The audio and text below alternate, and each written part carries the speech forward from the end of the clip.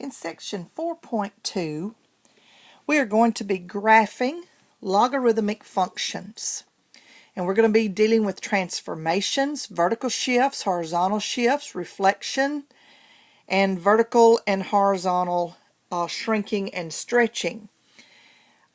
We've dealt with exponential equations and all the transformations, but now we need to look at graphing logarithmic functions and all of their transformations. So let's look at this chart. Keeping in mind that the original would be log base b of x. So you see, if you add a number to the back, this is a vertical shift upward this many units. If you subtract a number at the very back, this is a vertical shift downward c units. So just like before, adding a number or subtracting a number from the back, we'll take the whole entire graph and either move it up c units or down c units. Then you have your horizontal transformations.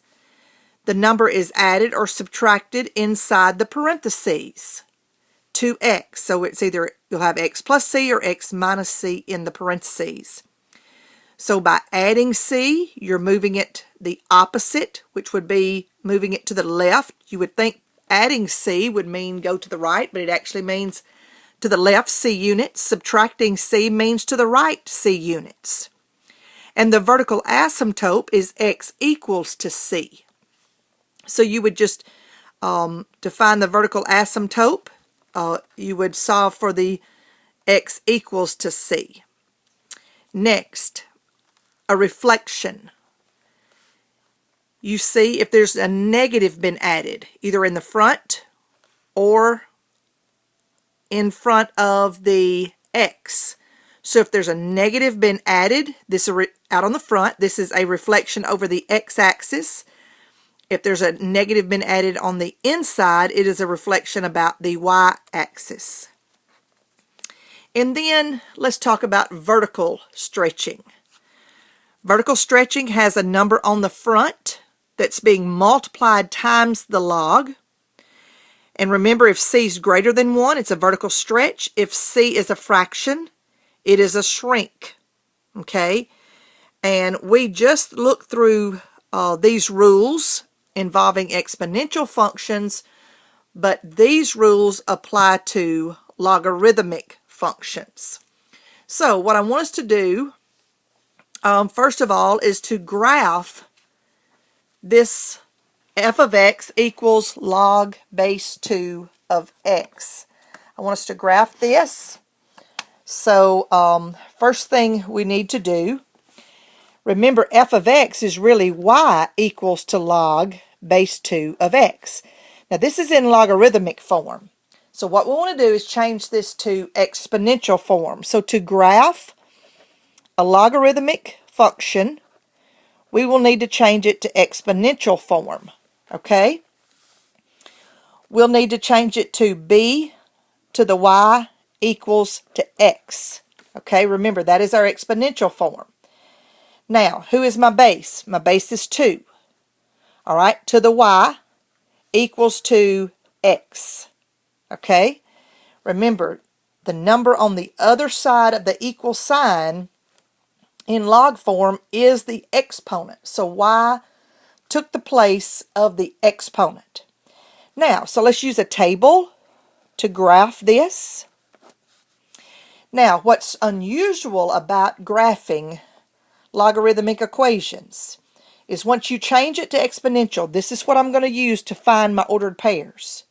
Instead of picking x's, we pick y's. This is a first for us. We will be picking y's. So let's plug in 0. What is 2 to the 0? It's 1. So x is 1. 2 to the first, plugging in 1. 2 to the first gives you 2. Plugging in 2 in for y. 2 squared gives you 4. These are all ordered pairs.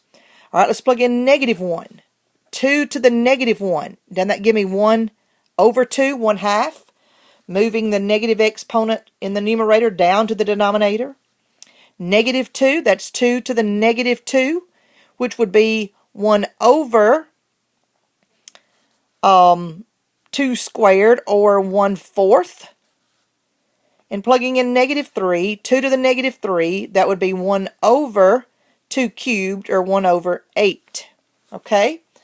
So let's use those ordered pairs to graph this logarithmic function. See if I can get my paper fixed here so you can see the ordered pairs. So let's graph this logarithmic function. To do it, we changed it to exponential. Okay? And then we picked our y's instead of our x's, which was different for us. All right, let's graph these points. 1, 0, it's right here.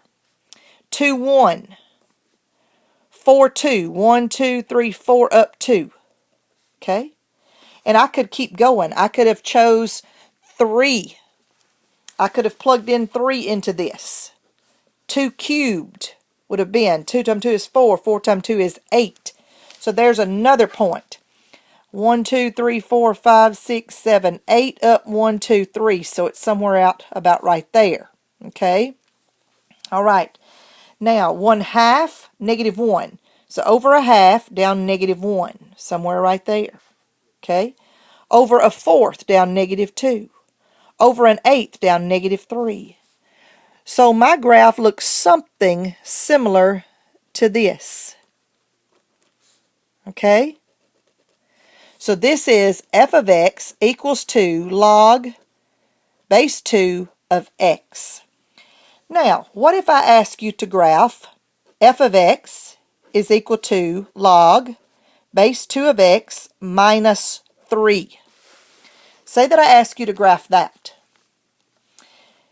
This would be the original, we call that parent graph. This is the original graph. This is what it looks like.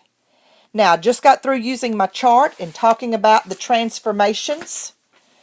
Look, what's been added from log base 2 of x to this? Well, the minus 3 at the back. This would be a vertical shift. Okay? So we need to take our original graph and shift every point down 3. So I'm going to start here. Move it down 3. 1, 2, 3. Right here. This point down 3. 1, 2, 3. This one down 3. 1, 2, 3. Coming down 3. Every point.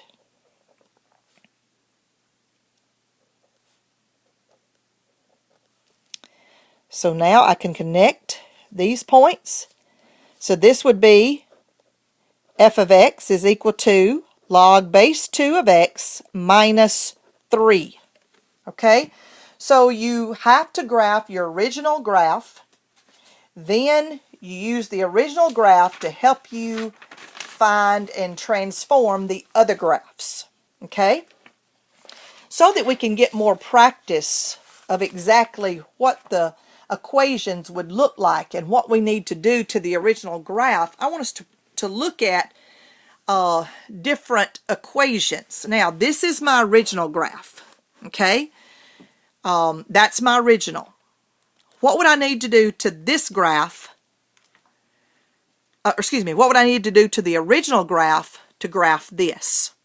Well, look at it. Log base 3 of x is here. What's been added new to the original graph?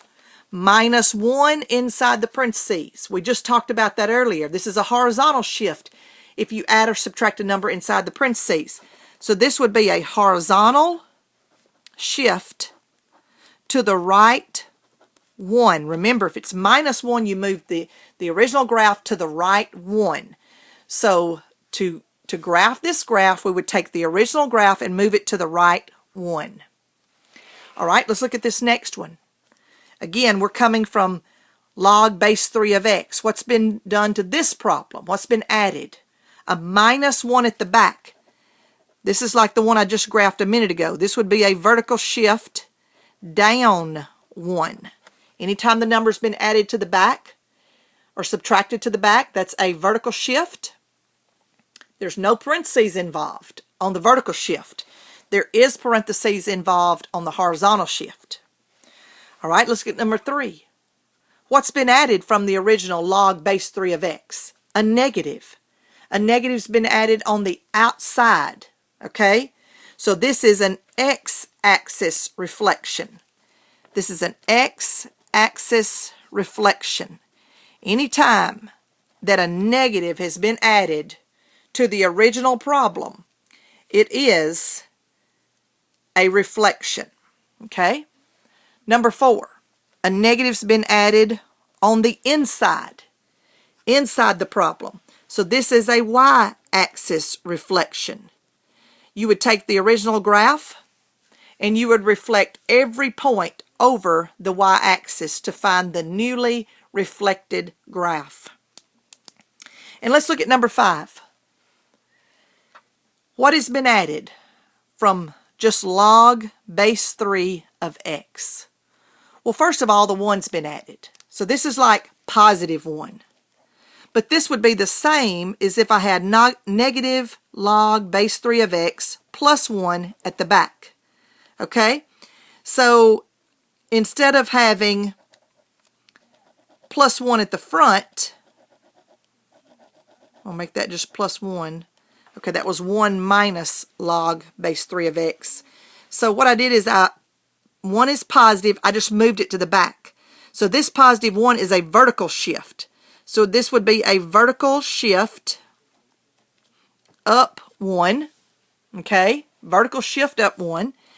And then we had a negative that was added from the original. So this would be a x-axis reflection. So I had 2 transformations going on. It was just 1 minus log base 3 of x coming from the original log base 3 of x. What was added? The 1 and the negative. Well, being that the 1's in front, that's just the same as if the 1's at the back. I just transferred positive 1 to the back. And then this negative was added on the front, which is your x-axis reflection. The positive 1 at the back is your vertical shift